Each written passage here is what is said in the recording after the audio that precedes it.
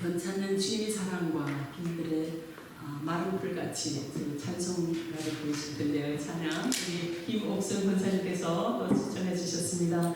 너무 감사합니다. 받으신 그 은혜를 우리가 또 함께 나눌 수 있으면 그 은혜가 배로 늘어날 줄 믿습니다. 우리 함께 부르실 때 성령 하나님께서 우리 메마른 심령에 충만하게 부어주실 줄을 믿고 감사하는 마음으로 기도하는 마음으로 부르시겠습니다.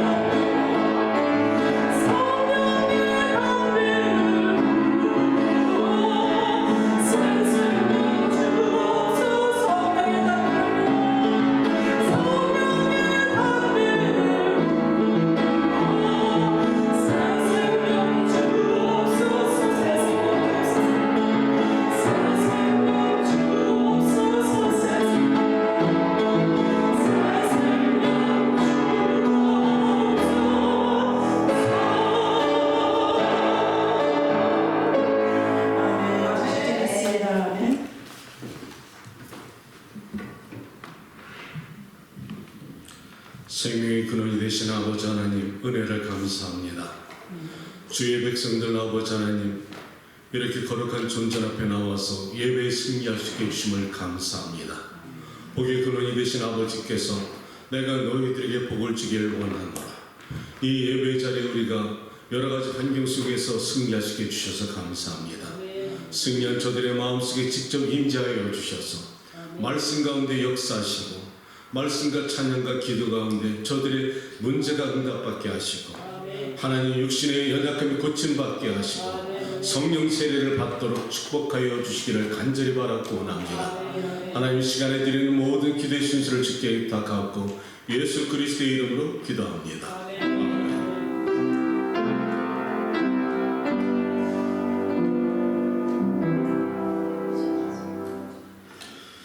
예, 광고는 다음 주에 우리 지난번에 광고 드린 것처럼 에클레시아 함께 저와 함께 했던 동역자가 간증 순서가 있습니다. 여러분 특별히 참석하시고 그분의 간증을 들으면 많이 재미있을 것입니다.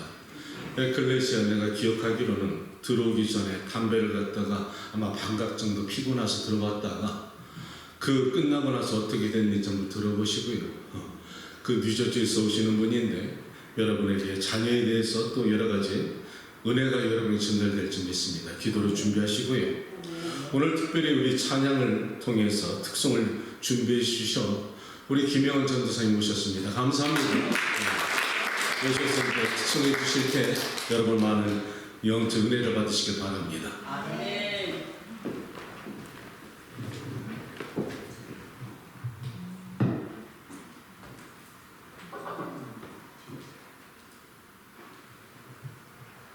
할렐루야, 반갑습니다. 한 3개월 만에 제가 다시 성령의 바람이 불어서 왔습니다. 조금 기다려주세요. 이게 지금 세팅이 오케이.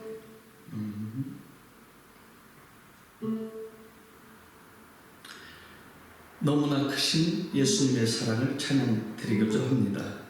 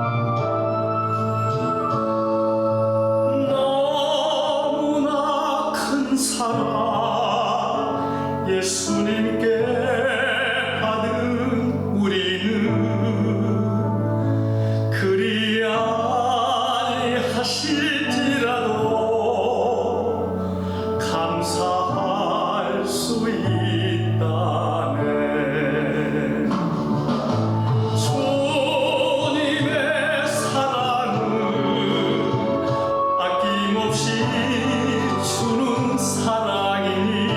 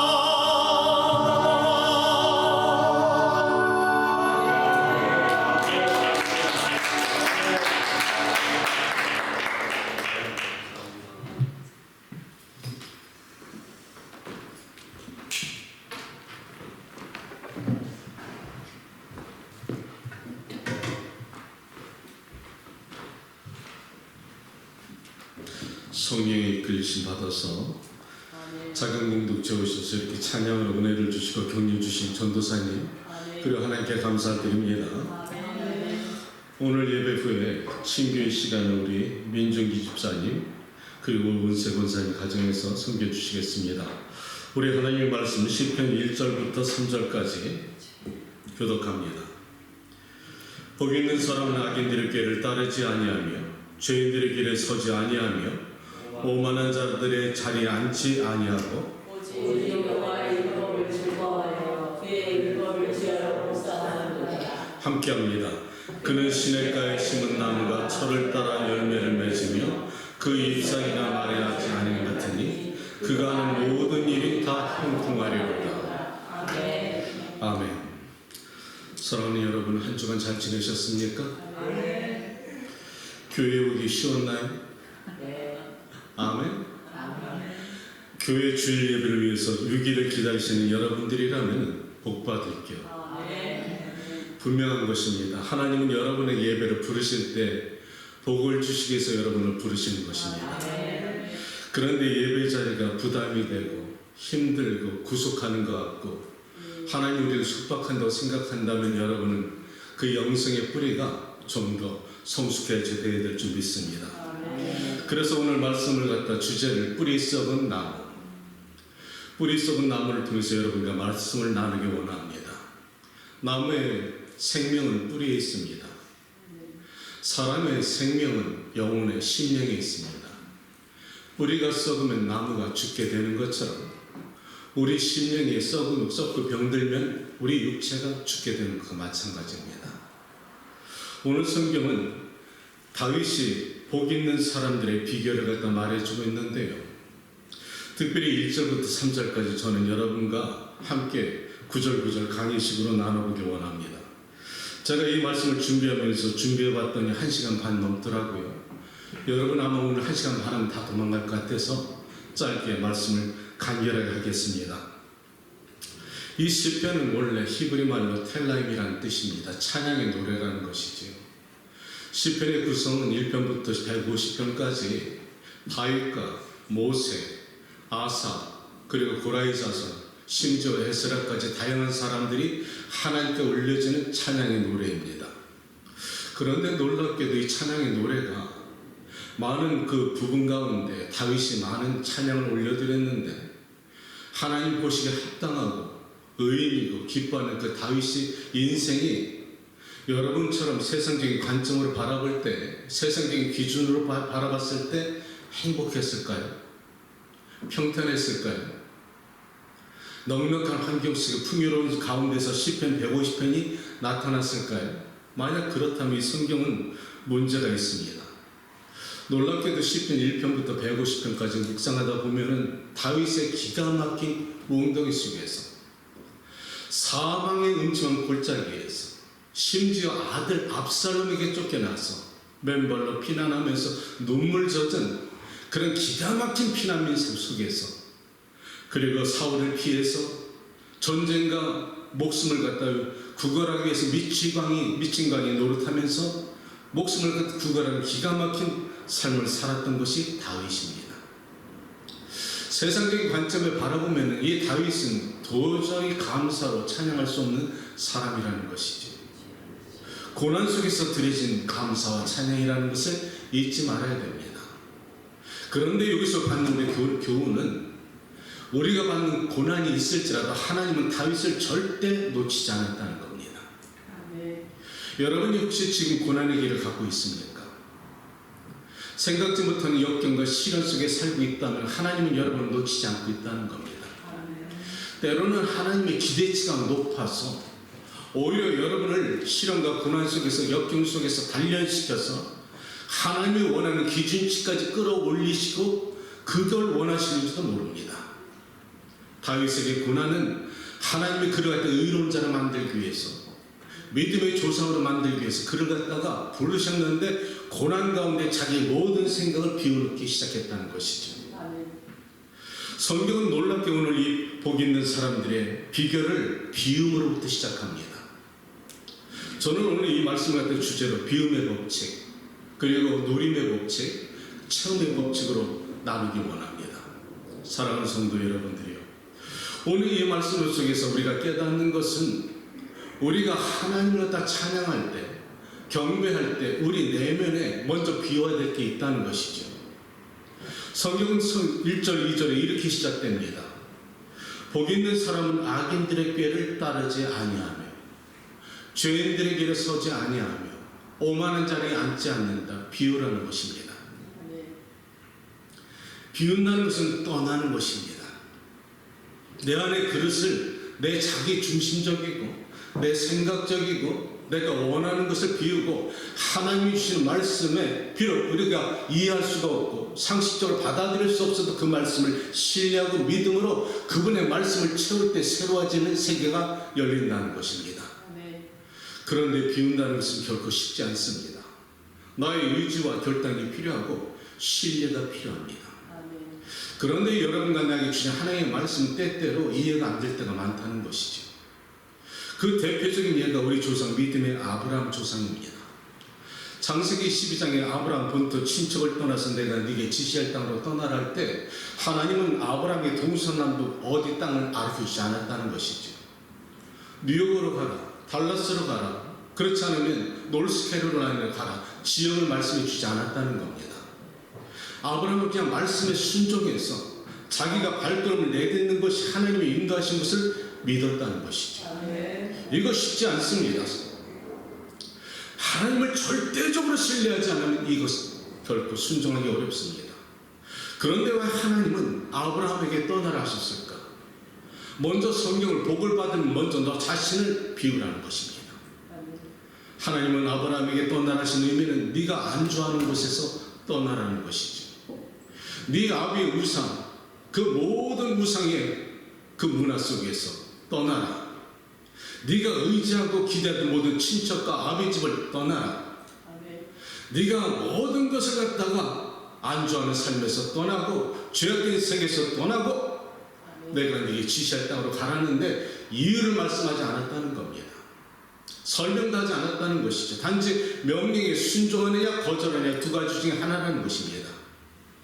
아브라함은 말씀에 순종했는 만약 여러분께 하나님께서 말씀하셨다면 여러분은 어떻게 하실 것입니까? 이것이 믿음이라는 것입니다. 아브라함은 갈 바를 알지 못했지만은 그는 말씀에 순종해서 떠났습니다. 왜 사람들이 새로운 세계를 들어가기 꺼려할까? 아브라함이 그 이주하는 것은요, 공간적인 거리감이 아닙니다. 그 이상의 것입니다. 떠나야 새로운 세계가 열리기 때문에 하나님은 여러분과 현실에서 새로운 세계가 열기를 원하시면 여러분에게 말씀할 때 믿음으로 순종하면 새로운 세계가 열린다는 것입니다. 그런데 만약에 아브라함이 순종하지 않았더라면 그는 믿음의 조상이 되지 않았을 것이란 말이죠. 그러면서 하나님께서 우리 본문 말씀에 우리에게 요구하시는 것이 1절의 내용입니다. 악인들의 꾀를 따르지 마라. 악하다는 것은 선한 것의 반대지요. 꾀는 히브리 말로 나샤라는 것입니다. 이 꾀는 나샤라는 뜻은 창세기에 나타나는 뱀이 하와를 꼬실 때 꼬인다는 그 언어와 똑같습니다. 거짓과 진실을 적당히 섞어서 마귀가 우리를 꼬이고 거기에 넘어가는 우리처럼 악인의 꾀를 쫓지 말라는 것이죠. 너희가 복 있는 사람이라면 악한 사람들 무리 속에 어울리지 말라는 것입니다. 저는 이 말씀 묵상하면서 세상적인 악한 사람들을 따라가는 경우도 있지만 교회 안에서도 악한 무리가 있을까요? 없을까요? 그렇습니까? 제가 말씀을 묵상하다 보니까 그런 사람이 있더라고요. 이상하게 내가 신앙생활 때 뒤돌아보니까 교회에 분란을 만들고 목회자를 갖다 어렵게 만들고 내쫓고 또 심지어 당을 만들어서 교회를 갖다 분란시키는 사람 꼭 있었습니다. 이런 사람들을 갖다 바라볼 때 우리가 참 안타깝지요. 이스라엘 민족이 출애굽할 때 완전한 이스라엘 선민만 출애굽한 것은 아니라는 건 너무나 잘 알고 계시죠. 애굽에서 출발할 때 그 가운데 누가 섞였더라? 잡족이 섞였더라. 이스라엘 선민뿐만 아니라 하나님을 알지 못하는 잡족들이 거의 섞여 들어와서 끊임없이 분쟁을 만들고 불평을 만들고 애굽에 있었을 때가 좋았다. 그때가 좋았는데 돌아가면 좋겠다. 우상을 만들고 그 모든 불평과 불만 속에 그 잡족 불만을 만드는 사람들이 있었다는 것입니다. 교회 안에도 같은 공동체 안에도 이렇게 하나님을 떠나서 교회를 어지럽히는 사람 있다는 것입니다. 복이 있는 여러분들은 그런 무리에 섞이지 않기를 주님의 이름으로 축복합니다. 십수년 전에 내가 운전하고 가는 중에 라디오 코리아 방송에 뉴스를 갖다 듣게 됩니다. 그런데 뉴스 이런 그 내용을 갖다 제가 듣게 되는데요. 써니사이드, 그때 써니사이드의 한 독방에서 어떤 한국인이 며칠이 지난 시체로 발견됐다는데 그 사람 아이들을 갖다 점검한 결과 그 이름이 진아무개라고 그렇게 광고에 그 뉴스에 나옵니다. 그러면서 그 뉴스 아나운서 한다는 말이 아무도 용보자를 찾을 수가 없기 때문에 혹시 이 방송을 듣는 사람은 이분을 아시는 분 있으면 연락 주세요. 그렇게 하는데 내가 그 이름을 듣자마자 깜짝 놀랐습니다. 1990년도 내가 뉴욕에 와가지고 처음 그 어려운 교회를 섬길 때 같은 공동체에서 신앙생활을 했던 한 분이시요. 그런데 당시 1990년도 그 써니사이드 교회는 한국에서 갓 이민 오신 분들이 많아가지고 삶에 척박고 힘든 분들이 참 많았습니다. 거칠었습니다. 그런데 죄가 많은 곳에 은혜가 있더라고. 그 안에서 우리는 참 은혜가 많았습니다. 그런데 새로 오신 목사님을 한 무리의 사람들이 마음에 들지 않는다고 내쫓기 시작해가지고 전임 목사님과 신임 목사님 사이에 갈등이 생겨가지고 교회가 이렇게 분열이 생겼을 때 그 집사님이 가장 먼저 앞장서가지고 어려움을 줬던 분입니다. 이렇게 목회자가 말씀을 전할 때 중간에 예배 중간에 일어나가지고 욕을 하고 고성을 지르고 심지어 당회장실 들어가고 당회장을 폭행을 하고 새벽 예배 때는 새벽 예배를 방해하려고 저 교회 문 앞에다 오물을 뿌려가지고 못 들어가게 했던 그렇게 악한 생각으로 살았던 분입니다. 그분은 휘시마켓에서 일했는데 그분의 소식을 라디오를 통해서 들었다는 것이죠. 어떻게 사람이 죽어가면서 수십 년 미국에 이민와서 죽어갈 때 독방에서 아무도 모르게 죽어가면서 가족도 없고 교인도 찾지 않고 심지어 직장에 아무도 찾지 않는 그런 비참한 죽음을 맞이하는가. 너무 그 소식을 듣고 안타까웠습니다. 사랑하는 여러분들이요, 사람이 어떻게 사는 것도 중요하지만 어떻게 죽느냐도 중요한 거예요. 호랑이는 죽어서 가죽을 남기지만 사람은 죽을 때 이름을 남긴다는 말이 있었습니다. 내가 죽을 때 하나님께 영광을 돌리고 감사로 하나님께 돌아갈 때 나를 보내는 수많은 사람들이 저분은 그래도 하나님을 믿는 하나님의 사람이었어, 보내는 것을 아쉬워하면서 가는 것을 축복해주는 그런 아름다운 마지막이 되어야 되는데 어떻게 뉴스에서 아무런 사람이 없습니까? 아시는 분은 연락 달라고 그렇게 한다는 말입니까? 인생을 살아보면서 교회에서 물론 목회자도 잘못하는 게 있습니다. 그런데 특별한 잘못 아니면 여러분에게 내가 부탁하고 싶은 것은 목회자와 대적하지 않기를 축복합니다. 그저 어느 정도 목회자를 섬기고 방패 역할을 해주는 것이 오히려 여러분들이 더 은혜 받는 일이지, 악의 무리와 섞이지 말고 교회를 어지럽히지 않고 오히려 교회를 지켜가는 모든 여러분들이 되시기를 주님의 이름으로 축복합니다. 두 번째는 성경은 이렇게 말합니다. 죄인들의 길에 서지 아니하며. 죄라는 것은 하나님의 말씀을 떠나서 거절하고 반역하고 돌아서서 자기 육신적인 그런 인본주의 사상으로 빠져드는 것을 죄의 길이라 합니다. 그런데 성경은 이 죄라는 것은 히브리 말로 하타라는 것인데 관역에서 벗어났다는 얘기입니다. 정죄에서 벗어났다는 얘기죠. 진리에서 벗어났다는 얘기입니다. 죄라는 것이 그렇단 말이죠. 이 죄를 갖다 우리가 들어오면은 하나님의 말씀에 따라가야 되는데 육신적이고 쾌락적이고 세상적이고 우상을 따라가다 보면은 결코 죽게 된다는 것입니다. 때로는 하나님께서 이 말씀을 통해서 내 영혼이 살 수 있기 때문에 하나님의 말씀에 붙잡혀 살아가기 원하는데 자꾸 세상의 어둠의 문화에 빠져들고 예배 자리는 자꾸 가기가 부담이 되고 세상에서 놀고 누리는 것은 그렇게 쾌락과 즉각적인 오감을 갖다가 우리에게 느껴주기 때문에 죄를 갖다가 선택하는데, 왜 사람들이 DNA가 똑같기 때문에 죄라는 것이 너무나 이지하게 들어가는 거예요. 마귀의 속성이 우리의 원죄이기 때문에 내 안의 죄의 속성과 마귀의 속성과 DNA가 똑같다는 거지. 그러니까 오래전부터 버렸던 죄가 순간에 들어올 수도 있고, 반대로 내가 하나님께 기도하면서 내 속성, 내 죄의 습성을 버리면서 얼마나 몸부림치는데 왜 선한 것을 이렇게 들어오기가 힘들까? DNA가 틀려. 죄의 내 속성이 하나님의 선한 것을 따라가지니 이게 익숙하지 않으니까 노력과 수고가 필요한 것이지. 그래서 하나님은 싸우라는 겁니다. 마귀와 대적하고 싸우고 승리하라는 것이죠. 성경에는 이 죄에 대해서 우리에게 구체적으로 설명해 준 사람이 놀랍게도 솔로몬입니다.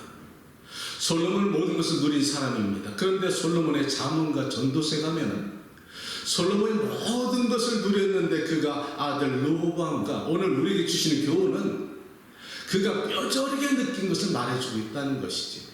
사랑하는 아들아, 음녀의 길을 조심해라. 어두운 골목에서 창기가 너를 갖다 꼬이고 손짓하면 따라가지 마라. 그것은 마치 도수장에 끌려가는 소와 같은 것이다. 포도주와 독주는 마시기엔 미끄럽고 달콤하지만 그것이 뱀처럼 쏠 것이요 독사같이 물 것이니라. 남의 아내를 탐하지 말아라. 너희 우물에서 물을 마시지 왜 남의 우물을 탐하느냐. 도적질한 물이 달고 훔쳐먹는 떡이 많다. 내가 가진 것은 있으면서 왜 남의 것을 탐하느냐.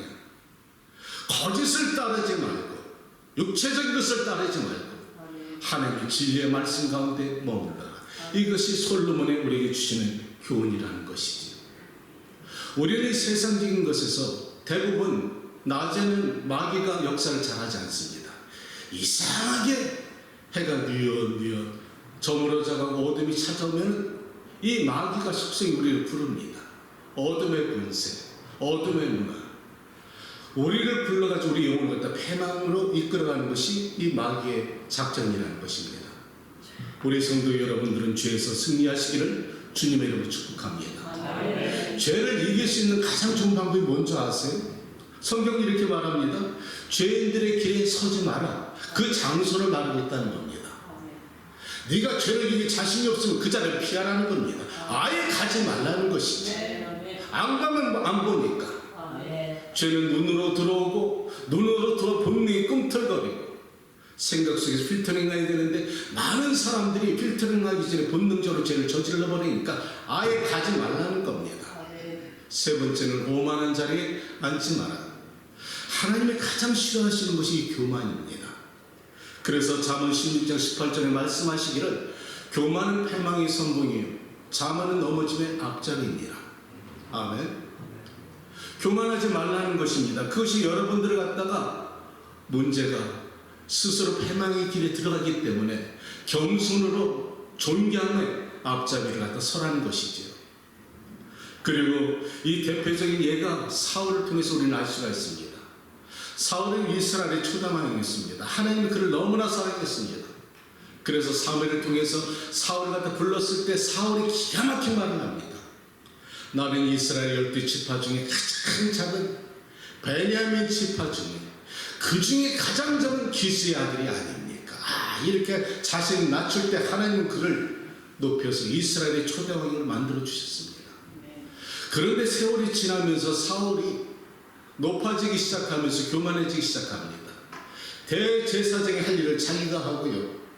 하나님의 말씀에 불순종하면서 세상의 백성들의 영광을 다 자기가 받고 하나님의 말씀의 영광을 갖다 떠나니까 하나님이 그를 버리시기 시작합니다. 그리고 하나님께서 사무엘을 통하여서 그 사울의 왕위를 다윗에게 주기로 했을 때 사무엘이 너무나 마음이 아파가지고 사울에게 찾아가서 눈물을 흘릴 정도로 사울에게 말합니다. 왕이 스스로 작게 여길 때 하나님께서 당신과 이스라엘 왕으로 만들지 아니하셨습니까? 언제? 작게 여길 때, 겸손할 때. 여러분의 인생 한번 뒤돌아보시기 바랍니다. 나는 참 안타까운 게 디아스포라 인생에 마저널리티 인생같이 이렇게 남의 나라에 미국에 살 때 오늘과 지난날 우리가 미국에 올 때 여러분의 인생 한번 비교해보라는 것이죠. 감사할 것 없나요? 그때가 오늘보다 좋았습니까? 오늘 내 자녀들이 잘 자라준 것 나의 수가 능력 때문인지 아십니까? 내가 먹고 살고 평탄하게 살아가는 것 내가 재주가 좋고 운이 좋았다 생각하십니까? 아닙니다. 하나님의 불꽃 같은 눈동자로 여러분을 지켜주시고 악의 모든 권세 자녀들 불꽃같이 붙잡아 주시고 해당하지 않게 도와주시고 내 가정을 울타리 삼아주셔서 마귀가 건들지 못했을 것뿐이지. 그런데 그 모든 감사를 교만하여서 내 능력으로 살았다 할 때 하나님은 거두실 때가 있다는 것이죠. 사울이 그렇게 넘어졌다는 겁니다. 1절은 오늘 성경은 비워라. 네 생각을 비워라. 네 자존감도 비워라. 그리고 2절에 가서 하나님은 이렇게 말씀하십니다. 오직 여호와의 율법을 즐거워하여 그의 율법을 주의하러 묵상하는 자라. 이것이 체험의 법칙입니다. 네가 비웠느냐? 그렇다면 이제는 채워라. 무엇으로? 주의 율법을 즐거워하며 주의 율법을 묵상하는 자다. 이것은 율법과 말씀입니다. 여러분이 잘 알지만 율법은 불완전한 것입니다. 율법은 죄를 갖다 조명해 주고 죄가 무엇인지 우리에게 깨닫게 해줍니다. 그런데 율법의 단점은 조명은 해주지만 우리를 죄에서 자유롭게 못한다는 단점이 있습니다. 그런데 율법을 갖다 완성시키러 오신 분이 있었으니 그분이 곧 예수님이라는 것이죠. 예수님 자신이 말씀하시기를 나는 율법을 폐하러 온 것이 아니다. 율법을 완전하게 완성시키러 왔다는 겁니다. 율법이 불완전한 것이 자유롭게 못하는 것을 십자가의 죽으심으로 그 불완전한 것을 모든 죄를 대속하시고 믿는 자들에게 자유롭게 우리가 갖다 속죄를 통해서 풀어주셨다는 겁니다. 이것이 십자가의 은혜지. 이것이 말씀이라는 것입니다. 그래서 요한복음 1장 16절에 말씀하시기를 말씀이 육신이 되어 이 땅에 오셨으니 우리가 바라보니 하나님의 독생자의 영광이요 그 안에 은혜와 진리가 충만하다. 예수님은 진리와 은혜로 충만하게 채우셨다는 겁니다. 그 채우신 것을 제자들에게 흘려보내고 제자들은 그것을 받아서 또 다른 사람들 흘려보내서 오늘날 복음이 이 시대까지 온 것이지요. 채우시기를 축복합니다. 진리와 말씀으로 채우시기를 축복합니다. 소양강 땡에 물을 갖다 채우는데 3년이 걸렸답니다. 채워야 됩니다. 코로나 3년 동안에 여러분 기억하십니까? 참 많은 사람들이 생명을 잃었지요. 우리는 3년 동안에 묶여가지고 똑같은 고통과 고난의 시기를 지났습니다. 저도 그 가운데서 많은 어려움이 있었습니다. 그런데 오히려 나는 한 군데 하나님 주신 축복이 놀라운 축복이 있었는데 새벽부터 나를 깨우신 하나님께서 계속 저녁 때까지 말씀을 갖다 기름 붓듯이 부어주셔서 그것을 갖다 계속 적다 보니까 노트 13권 대학 노트가 되었습니다. 어느 순간 나는 하나님께 이렇게 기도했네요. 하나님, 나는 목회자가 아닙니다. 그때 목회자 아니었으니까요. 목회할 줄도 몰랐습니다. 나는 목회자가 아닌데 왜 내게 이렇게 많이 필요합니까? 이것을 전할 때도 없는데요. 그때 우리 하나님이 하신 말씀, 제 가슴을 울리는 말씀이 바로 이것입니다. 채워라. 지금 채워야 된다. 때가 되어서 내가 숨을 열어서 열어라 할 때 열어라. 그러면 쩍쩍 갈라진 메마른 땅에 사람들이 심령이 병들고 상했을 때 하나님의 말씀, 생명의 말씀 그때 나눠질 때 그 안에서 생명이 자라고 곡식이 자라고 열매가 자란다. 나는 그때 아무런 생각도 없이 아멘 했지만 속으로는 이상하게 생각했습니다. 그런데 오늘 이 시점 와서야 그때가 오늘을 위해서 준비하시는 것이구나. 하나님은 실수가 없다는 겁니다. 하나님은 모든 것을 예비하시는 하나님입니다. 코로나 기간은 수많은 사람들의 죽음의 통곡이 있었지만 하나님 미래의 세계를 역사하시고 만들어 가시는 하나님이라는 것입니다. 여러분들의 스스로 면역력이 좋아서 건강해서 살아남았다고 생각하지 않으시기를 축복합니다. 여러분에게 주신 사명이 있다는 것을 기억하시기 바랍니다. 내가 이 땅에 살아 존재하는 의미는 하나님이 여러분 각자에게 주시는 기대치가 있다는 것이죠. 그 가치관과 정체성을 붙잡고 승리하시는 여러분들 되시길 축복합니다. 세 번째는 누려라. 이제는 비었느냐? 채워라. 말씀으로, 진리로. 그렇다면 세 번째 누리는 축복을 말씀해 주시는데, 그는 시냇가에 심은 나무가 철을 따라 열매를 맺으며 그 잎사귀가 마르지 않는 같으니 그 행하는 모든 것이 형통하리라. 자, 여기서 나무에 대해서 말씀합니다. 나무가 가장 필요한 것은 물입니다. 그렇죠? 물이 없으면 말라 죽게 된다는 것입니다. 우리 육체가 나무라면 뿌리는 우리 심령입니다. 내 심령의 뿌리를 생명수 강가 예수님께 뿌리라는 것입니다. 시냇가에 그 심은 나무는 어떤 환경과 메마르고 가뭄이 와도 연병이 들어도 시냇가에서 빨아들이는 그 생명수, 그 강가에서 빨아들이는 능력으로 살아날 수가 있다는 것이죠. 그런데 아프리카의 나무병 이름 중에 오렌지병이라는 것이 있는데, 이것은 겉으로 멀쩡한데 서서히 말라 죽는다는 겁니다. 그 열매가 그럴 때 따보니까 안에 당도가 없고 말랐다는 것이지, 이것은 죽어가는 모습 같아 모른다는 겁니다. 그것이 왜 죽어가느냐? 그 병의 근원의 뿌리는 그 뿌리에 있다는 겁니다. 나무의 뿌리가 썩으면 나무가 죽게 되어 있다는 것이죠. 이 말씀 우리에게 주신 교훈이 무엇일까? 우리 심령이 뿌리라면은, 내 영혼이 뿌리가 병들면은 내 육체도 병들어가게 된다는 것입니다. 어떻게 해야 될까? 내 육체가 세상을 살아가면서 모든 것은 풍요로운 것 같은데, 부족한 거 없는 것 같은데 왜 내 마음이 그 허무할까? 채워도 사도 만족하지 못하는 이 마음속의 공허함, 우울증, 어떤 때는 공황장애, 어떨 때는 자살의 충동, 삶의 의미가 없고 목적이 없어 이렇게 살아서 못하나 탄식하는 이 비관하는 삶, 그것은 어디로부터 왔는가? 내 심령의 영혼이 병들었을지도 모른다는 것입니다. 이것은 내 뿌리가 병들면 육체도 병든다는 것과 똑같다는 겁니다. 어떻게 해야 될까? 뿌리를 잘라버리고 바꾸라는 것입니다.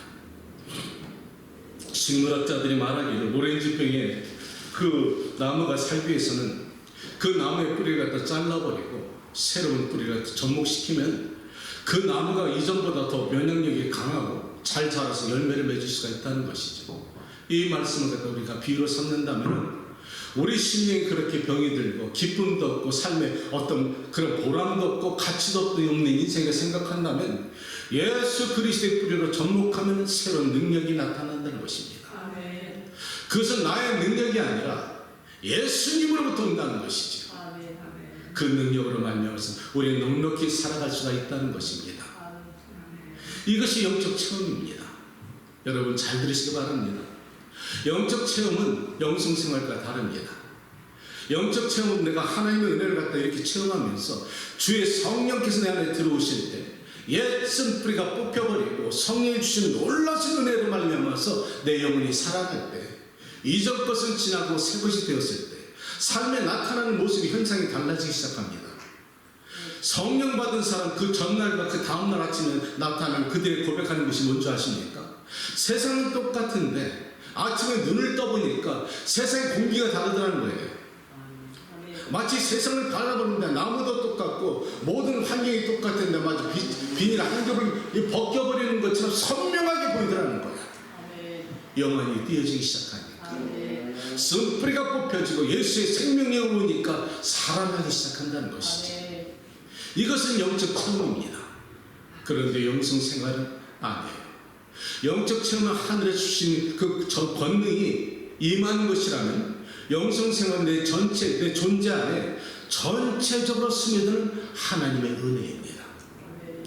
이것은 말씀과 기도로 훈련이 되어서 그 능력으로 말미암아서 하나님께 주신 공급으로 말미암아서 서서히 내 삶이 변화되는 신앙의 과정을 말하고 있다는 것입니다. 나는 여러분들이 영성 생활에서 승리하시길 축복합니다. 이것은 반드시 여러분의 말씀과 기도 없이는 가능하지 않다는 것이죠. 말씀을 정리합니다. 여러분 복 받으시길 원하십니까? 그러면 비우시길 축복합니다. 버려라. 악인의 자리에 들어가지 마라.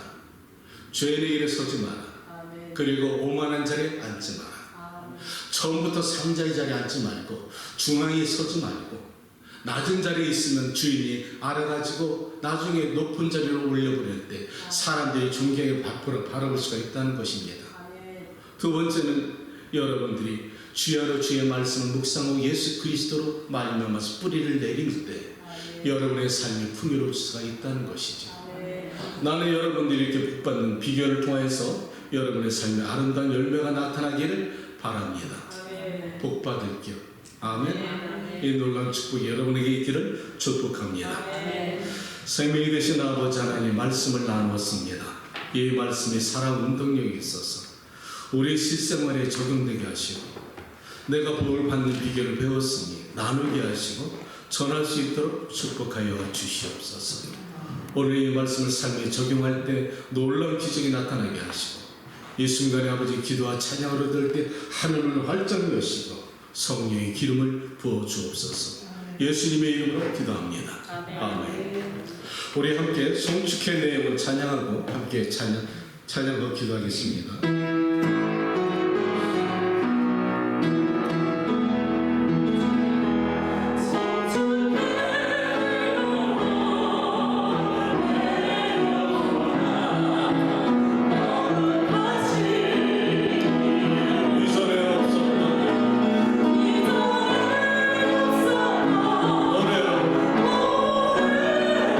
나 주님을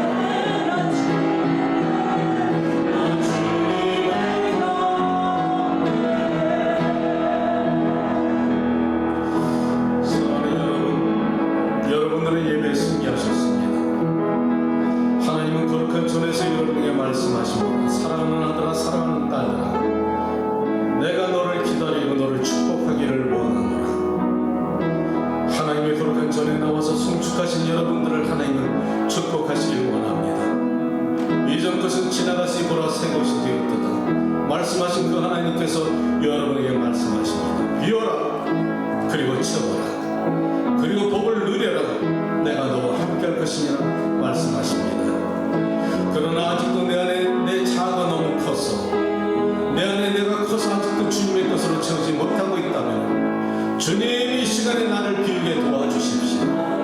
내 안에 쓴뿌리가 있으니까 나의 능력으로 안 되더이다. 그렇기 때문에 성령께 구하오니 내 안에 상처의 쓴뿌리, 죄악의 쓴뿌리, 조상이 망령된 행실로부터 아버지는 DNA가 오늘날까지 흘러내린 저주에서 그 쓴뿌리를 뽑아내시고 예수의 뿌리로 새롭게 접목하여 주시옵소서. 주님, 그것을 위해서 저희들이 여기 왔습니다. 성령 충만하게 하시고 예수님과 하나로 연합되시게 도와주시고 내 자녀들을 살려주시고 내 가족을 살려주시고 내 남편과 아내가 변화받게 하시고 내 자녀들이 하나님의 자녀가 되게 도와주시고 마음에 소원하는 응답하여 주시어서 하나님의 백성들이 거저왔다 거저하지 말게 하시고 하나님의 축복받는 백성으로 살아갈 수 있도록 형통의 삶을 살 수 있도록 원합니다. 이 기도 제목 가지고 주여 한번 부르짖고 기도합니다. 주여 하늘의 문을 열어 주시옵소서. 사람의 눈으로 되지 아니하지만 여호와의 눈으로 될 줄을 믿습니다. 여호와 하나님이여, 내 안에 쓴뿌리가 있습니까? 내 조상으로 흘러내려 죄악의 뿌리가 있습니까? 저주가 있습니까? 나사렛 예수 그리스도의 보내 능력으로 깨끗하게 하시고 하나님 우리의 쓴뿌리를 제거하시고 하나님의 놀라신 은혜로 새로 연합하게 도와주시고 사랑하는 아버지는 내 가족과 내 남편과 내 아내 자녀를 위해서 기도하고 있습니다.